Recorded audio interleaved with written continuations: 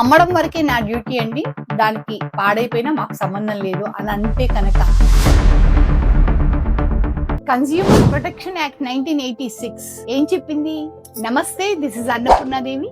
ఇప్పుడు మనం consumer protection act ఏం చెప్పింది, ఎవరి గురించి అసలు ఈ యాక్ట్ వచ్చింది అని అంటే, వినియోగదారులు ఎవరైతే ఉన్నారో, అంటే ఒక వస్తువుని కొనుక్కున్నప్పుడు వాళ్ళు వినియోగదారులు అవుతారు. అది ఏదైనా అవ్వచ్చు, ఒక స్కూటర్ అవ్వచ్చు, ఒక కార్ అవ్వచ్చు, లేకపోతే ఒక ఫ్రిడ్జ్ అవ్వచ్చు. ఇది కొనుక్కున్నప్పుడు అతని ఇంటికి తీసుకొచ్చిన తర్వాత అది పని చేయట్లేదు. పని చేయనప్పుడు అతను షాపుకు వెళ్ళి కంప్లైంట్ చేశాడు, ఏవండి మీరు పంపించిన ఫ్రిడ్జ్ బాగాలేదు అన్నప్పుడు అతను అమ్మడం వరకే నా డ్యూటీ అండి, దానికి పాడైపోయినా మాకు సంబంధం లేదు అని అంటే కనుక కన్స్యూమర్ ఫారం లో మనం కేసుని ఫైల్ చేసుకోవచ్చు.